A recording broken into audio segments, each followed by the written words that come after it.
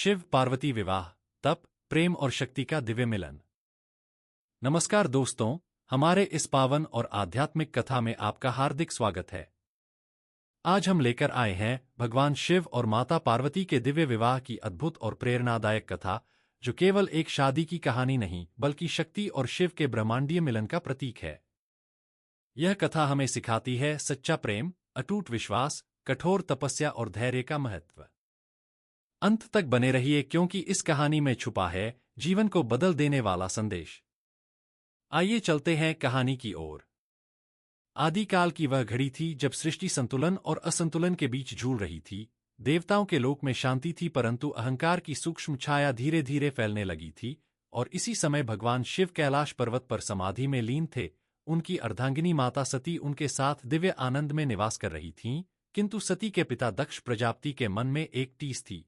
उन्हें यह स्वीकार नहीं था कि उनकी राजकुमारी पुत्री ने एक ऐसे योगी को पति रूप में चुना जो भस्म रमाए, व्याघ्रचर्म धारण किए, गले में सर्पों की माला पहने और श्मशान में विचरण करने वाले हैं। दक्ष के भीतर का अहंकार उन्हें बार बार यह सोचने पर विवश करता कि वे ब्रह्मा के मानस पुत्र हैं, यज्ञों के अधिकारी हैं, देवताओं में प्रतिष्ठित हैं, फिर भी उनके दामाद शिव उनके मानकों पर खरे क्यों नहीं उतरते।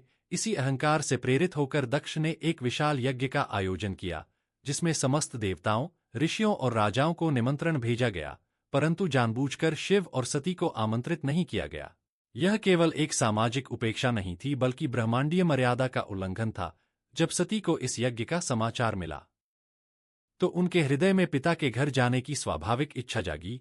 उन्होंने शिवजी से अनुमति मांगी। शिवजी ने शांत स्वर में समझाया कि जहां अपमान की संभावना हो वहां जाना उचित नहीं, परंतु सती का हृदय पुत्री धर्म से बंधा था। वे बोलीं कि पुत्री को पिता के घर जाने के लिए निमंत्रण की आवश्यकता नहीं होती। अंततः शिव ने उन्हें जाने की अनुमति दी। सती जब यज्ञ स्थल पर पहुंची तो वहां भव्यता थी, वेद मंत्र गूंज रहे थे, देवताओं के आसन सजे थे, परंतु कहीं भी शिव के लिए स्थान नहीं था। कुछ देवताओं ने दृष्टि झुका ली, कुछ मौन रहे और दक्ष ने कटु वचनों से शिव का अपमान करना आरंभ कर दिया। सती का हृदय कांप उठा। वे सोचने लगीं कि जिस शिव को वे त्रिलोकीनाथ मानती हैं, जिनके चरणों में स्वयं ब्रह्मा और विष्णु शीश नवाते हैं, उनका यह अपमान कैसे सहा जाए। उन्होंने सभा के मध्य खड़े होकर कहा कि जिस स्थान पर मेरे स्वामी का अनादर हो, वहां मेरे लिए एक क्षण भी ठहरना पाप है। उनका स्वर करुणा और अग्नि दोनों से भरा था। उन्होंने अपने भीतर की दिव्य शक्ति को स्मरण किया और यज्ञ अग्नि की ओर बढ़ी। सभी स्तब्ध रह गए और अगले ही क्षण सती ने अग्नि में प्रवेश कर अपने प्राण त्याग दिए। वह दृश्य इतना भीषण था कि स्वयं अग्नि भी कांप उठी। यज्ञ की ज्योति शोक में बदल गई। आकाश में बादल गरज उठे। देवताओं के हृदय भय से भर गए। यह समाचार जब कैलाश पहुंचा तो भगवान शिव की समाधि भंग हुई। उनकी जटाएं कंपित हुईं, नेत्रों में करुणा और क्रोध दोनों प्रकट हुए। उन्होंने सती के जले हुए शरीर को अपनी बाहों में उठाया और प्रलयंकारी तांडव करने लगे। उनके प्रत्येक कदम से पृथ्वी डोलने लगी, दिशाएं थर्रा उठीं, ब्रह्मांड का संतुलन डगमगाने लगा। तब शिव ने अपनी जटा से एक केश खींचकर भूमि पर पटका और वहां से उत्पन्न हुए वीरभद्र, जिनकी आंखों में अग्नि और भुजाओं में तूफान था, उन्होंने यज्ञ स्थल पर पहुंचकर सब कुछ नष्ट कर दिया। देवता भाग खड़े हुए, यज्ञ मंडप टूट गया, दक्ष का अभिमान चूर हो गया। अंततः ब्रह्मा और विष्णु ने शिव को शांत करने का प्रयास किया।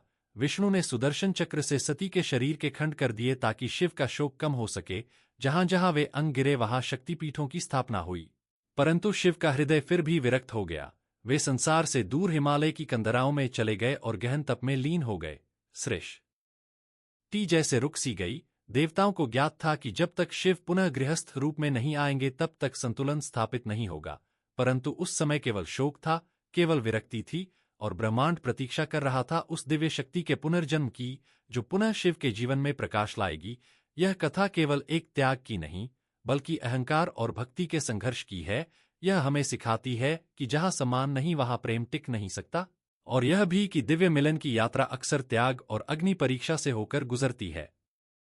सती के देहत्याग और भगवान शिव के विरक्त होकर कैलाश की नीरवता में लीन हो जाने के पश्चात ब्रह्मांड जैसे एक गहरे मौन में डूब गया था।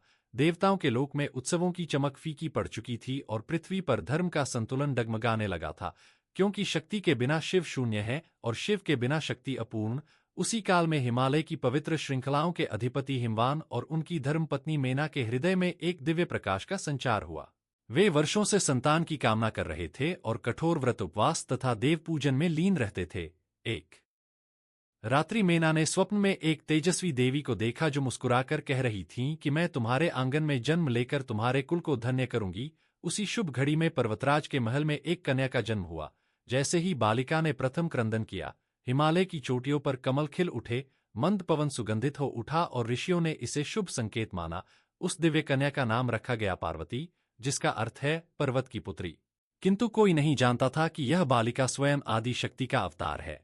वही सती जो अग्नि में समाई थीं अब पुनः अवतरित हुई थीं संसार के संतुल न के लिए। बाल्यकाल से ही पार्वती असाधारण थीं। अन्य बालिकाएं जहां खिलौनों में रमती वहां पार्वती मिट्टी से शिवलिंग बनाकर उनकी पूजा करतीं। वे हिमालय की गुफाओं में जाकर ध्यानमग्न हो जातीं। उनकी आंखों में एक अनोखी गंभीरता थी, मानो वे पूर्वजन्म की स्मृतियों को अपने भीतर संजोए हुए हों। हिमवान अपनी पुत्री को देखकर गर्व से भर उठते और सोचते कि यह साधारण बालिका नहीं, स्वयं देवी का अंश है। एक दिन देवर्षि नारद उनके महल में पधारे। वीणा की मधुर ध्वनि के साथ उन्होंने बालिका को देखा और ध्यानमग्न हो गए। उन्होंने हिमवान और मेना से कहा कि यह कन्या सामान्य नहीं, इसका भाग्य त्रिलोकी से जुड़ा है। यह भविष्य में स्वयं महादेव की अर्धांगिनी बनेगी। यह सुनकर मेना के हृदय में मिश्रित भाव जागे, एक ओर गर्व, दूसरी ओर आशंका, क्योंकि वे जानती थीं कि शिव का जीवन साधारण गृहस्थ जीवन नहीं, वे श्मशानवासी, भस्मधारी और योगी हैं। परंतु पार्वती के हृदय में यह वचन अमृत की तरह उतरा, जैसे उनकी आत्मा उसी क्षण अपने लक्ष्य को पहचान गई हो। समय के साथ पार्वती युवती होने लगीं, उनका तेज बढ़ता गया। वे वेदों और शास्त्रों में पारंगत हुईं। साथ ही सेवा, करुणा और विनम्रता में अद्वितीय रहीं। वे प्रातःकाल गंगा तट पर जाकर शिव का ध्यान करतीं और मन ही मन प्रार्थना करतीं कि उन्हें वही पति प्राप्त हो जो स्वयं ब्रह्मांड के स्वामी है। उधर देवताओं के लोक में संकट गहराता जा रहा था। असुर तारकासुर ने कठोर तप करके वरदान पाया था कि उसका वध केवल शिव के पुत्र द्वारा ही संभव होगा, और शिव तो विरक्त होकर समाधि में लीन थे। देवताओं को स्मरण आया कि नारद की भविष्यवाणी व्यर्थ नहीं हो सकती। उन्होंने विचार किया कि यदि पार्वती और शिव का मिलन हो जाए तो संसार का संतुलन पुनः स्थापित होगा। इस प्रकार एक ओर देवताओं की आशा और दूसरी ओर पार्वती का अटूट संकल्प समान दिशा में प्रवाहित होने लगे। पार्वती ने एक दिन अपने माता पिता से कहा कि वे शिव की आराधना के लिए तप करना चाहती हैं। मेना का हृदय द्रवित हो उठा। उन्होंने समझाया कि राजकुमारी होकर वन में कठोर तप करना उचित नहीं, परंतु पार्वती का निश्चय पर्वत की भांति अडिग था। वे बोलीं कि यदि लक्ष्य दिव्य हो तो मार्ग की कठिनाई तुच्छ हो जाती है। अंततः हिमवान ने पुत्री की इच्छा का सम्मान किया और उन्हें आशीर्वाद दिया। उस क्षण से पार्वती का जीवन एक नए अध्याय में प्रवेश कर गया। वे राजमहल के सुखों को त्याग कर वन की ओर अग्रसर हुईं। उनके प्रत्येक कदम के साथ हिमालय की चोटियां मानो उन्हें आशीष दे रही थीं। उन्होंने कुटिया बनाई, ध्यान में बैठीं और शिवनाम का जप आरंभ किया। प्रारंभ में वे फलाहार करती रहीं, फिर केवल कंदमूल पर रहने लगीं। धीरे धीरे उन्होंने अन्न का त्याग कर दिया। उनकी देह क्षीण होती गई, परंतु उनका तेज बढ़ता गया। ऋषिमुनि उनकी तपस्या देखकर चकित रह जाते। वन के पशु पक्षी भी उनके समीप शांत हो जाते।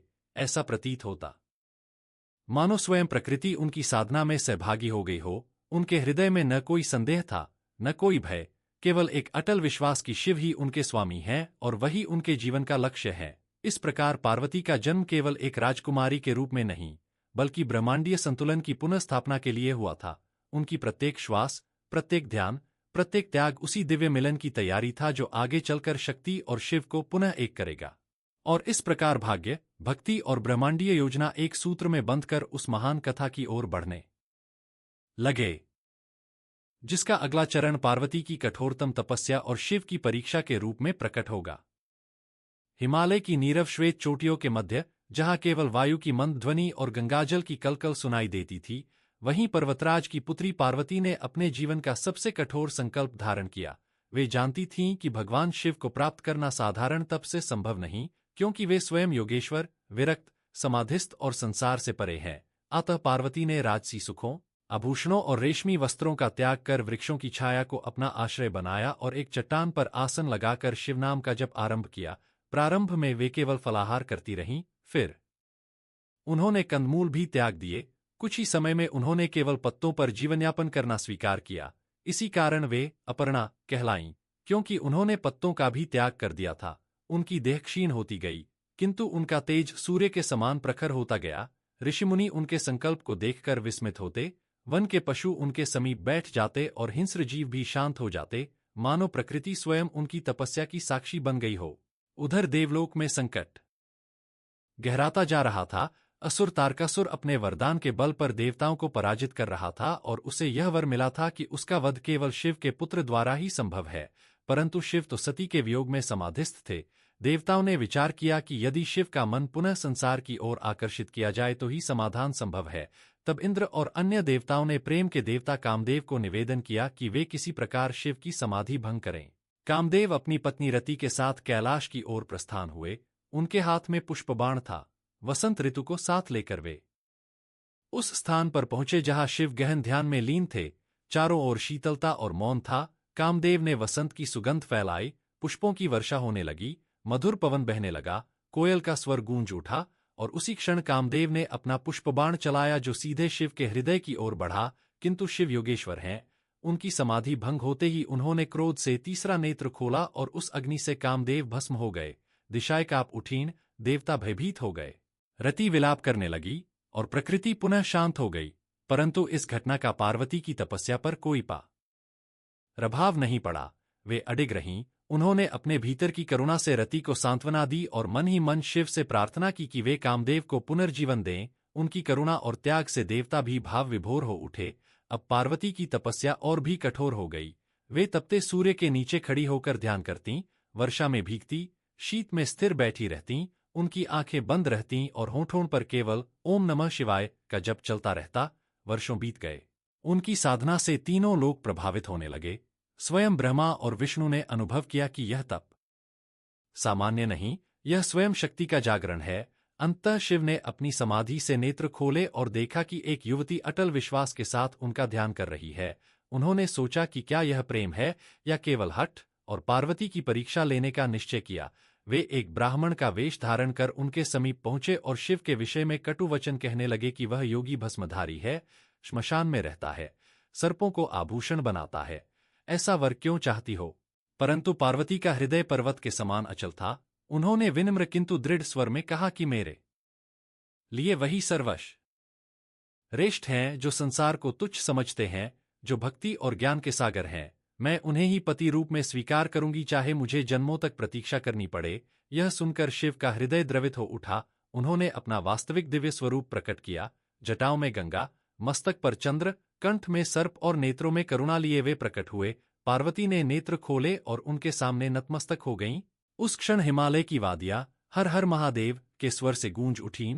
देवताओं ने पुष्पवृष्टि की और ब्रह्मांड ने अनुभव किया कि तप, प्रेम और धैर्य की यह अग्नि परीक्षा सफल हुई। अब शक्ति और शिव के मिलन का मार्ग प्रशस्त हो चुका था और इसी के साथ उस दिव्य विवाह की भूमिका पूर्ण हुई जो न केवल दो आत्माओं का संगम था बल्कि समस्त सृष्टि के संतुलन का आधार बनने वाला था। पार्वती की दीर्घ और अग्नि समान तपस्या से प्रसन्न होकर भगवान शिव ने अपना वास्तविक स्वरूप प्रकट तो कर दिया था, परंतु वे जानते थे कि यह मिलन केवल व्यक्तिगत प्रेम का विषय नहीं बल्कि समस्त सृष्टि के संतुलन का आधार है। अतः उन्होंने एक अंतिम परीक्षा लेने का निश्चय किया ताकि यह सुनिश्चित हो सके कि पार्वती का संकल्प केवल भावुकता नहीं बल्कि अटल आत्मनिष्ठा है। वे पुनः एक साधारण ब्राह्मण का वेश धारण कर उनके समीप पहुंचे और मधुर किंतु तर्कपूर्ण शब्दों में समझाने लगे कि शिव एक विरक्त योगी हैं, जिनका निवास श्मशान में है, जिनके गले में सर्प लिपटे रहते हैं, जिनका श्रृंगार भस्म है। ऐसे पति के साथ राजकुमारी का जीवन कठिन होगा। वे बोले कि तुम जैसी सुकोमल और तेजस्विनी कन्या को कोई सुंदर, समृद्ध और वैभवशाली वर मिल सकता है, फिर उस तपस्वी को क्यों चाहती हो जो संसार की मर्यादाओं से परे है? पार्वती ने विनम्रता से ब्राह्मण के वचनों को सुना, परंतु उनके हृदय में कोई डगमगाहट नहीं आई। उन्होंने दृढ़ स्वर में उत्तर दिया कि मेरे लिए वही सर्वोत्तम है जो मायाजाल से मुक्त है, जो समस्त प्राणियों के कल्याण करता है, जो वैभव से नहीं बल्कि त्याग से महान है। यदि वे भस्मधारी हैं तो वह भस्म मुझे चंदन से भी प्रिय है। यदि वे श्मशानवासी हैं तो वह स्थान मेरे लिए स्वर्ग से बढ़कर है, क्योंकि जहां शिव है वहीं मोक्ष है। यह सुनकर ब्राह्मण रूपी शिव के नेत्रों में करुणा और संतोष की झलक आई। उन्होंने अपना दिव्य रूप प्रकट किया। जटाओं में गंगा की धारा, मस्तक पर अर्धचंद्र, कंठ में सर्प, त्रिशूल हाथ में और नेत्रों में असीम प्रेम, पार्वती के साथ प्रणाम किया और उस क्षण आकाश से पुष्पवृष्टि होने लगी। देवताओं ने हर हर महादेव का घोष किया। तब शिव ने विवाह के लिए अपनी स्वीकृति प्रदान की और पार्वती को उनके पिता के पास संदेश भेजने को कहा। यह समाचार जब हिमवान तक पहुंचा तो उनका हृदय आनंद से भर उठा। वे जानते थे कि उनकी पुत्री का भाग्य असाधारण है, परंतु रानी मेना के मन में मिश्रित भाव थे, एक ओर गर्व और दूसरी ओर आशंका, क्योंकि वे शिव के उग्र रूप और गणों की विचित्रता के विषय में सुन चुकी थीं। फिर भी उन्होंने ईश्वर की इच्छा मानकर विवाह की तैयारी आरंभ कर दी। हिमालय का राजमहल दीपों, पुष्पों और ध्वजों से सुसज्जित होने लगा। ऋषिमुनि आमंत्रित किए गए, वेदों की ध्वनि गूंजने लगी। देवताओं ने भी इस दिव्य विवाह में सम्मिलित होने की इच्छा प्रकट की। उधर कैलाश पर भी उत्साह था। शिव ने अपने गणों को विवाह की सूचना दी। नंदी आनंद से नृत्य करने लगे। भूत प्रेत और योगीगण उत्सव की तैयारी में जुट गए। यह बारात साधारण नहीं थी। इस में देव, दानव, सिद्ध, यक्ष, गंधर्व, नाग और अनेक अद्भुत रूपधारी गण सम्मिलित होने वाले थे। जब विवाह का शुभ मुहूर्त निकट आया तो शिव भस्म रमाए, व्याघ्रचर्म धारण किए, गले में सर्पों की माला पहने और नंदी पर आरूढ़ होकर बारात सहित हिमालय की ओर चले। उनके साथ विविध रूपों वाले गण थे जिनकी आकृतियां देखकर सामान्य जन भयभीत हो जाए। जब यह विचित्र बारात हिमवान के द्वार पर पहुंची तो रानी मेना क्षण भर के लिए स्तब्ध रह गईं। उन्होंने सोचा कि क्या यही मेरी पुत्री का वर है, परंतु देवताओं ने उन्हें आश्वस्त किया कि यह महादेव का लीला रूप है। तब स्वयं विष्णु और ब्रह्मा ने शिव से निवेदन किया कि वे अपना सौम्य और सुंदर रूप धारण करें। शिव ने तुरंत दिव्य रूप धारण किया।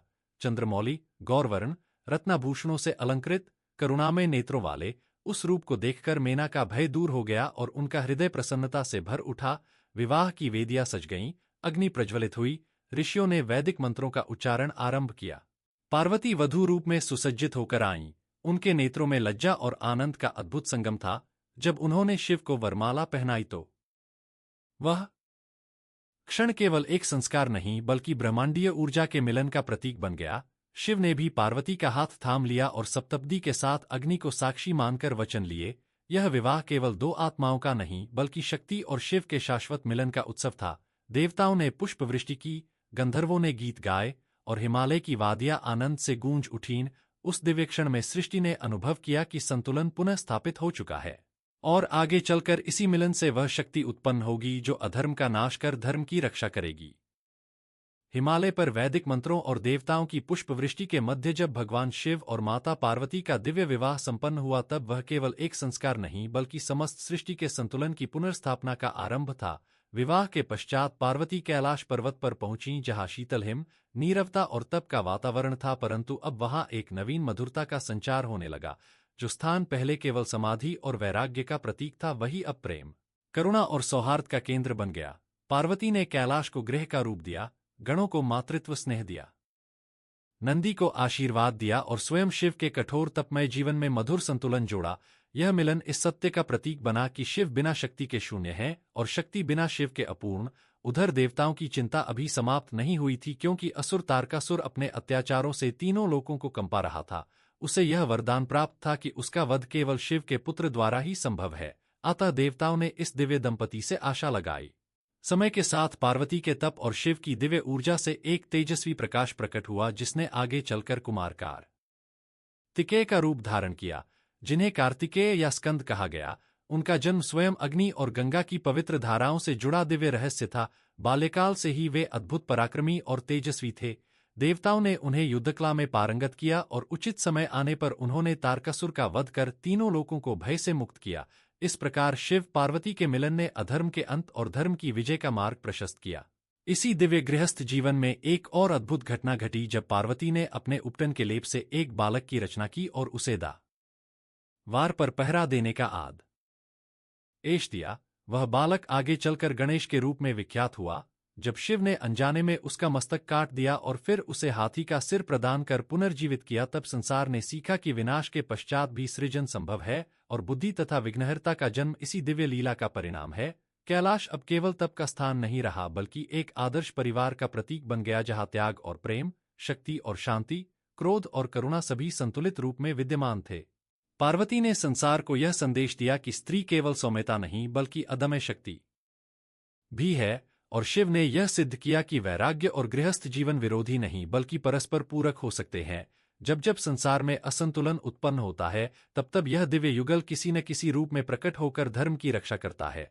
उनका मिलन हमें यह सिखाता है कि जीवन में तप और प्रेम दोनों आवश्यक हैं, त्याग और स्वीकार दोनों का संतुलन ही पूर्णता देता है।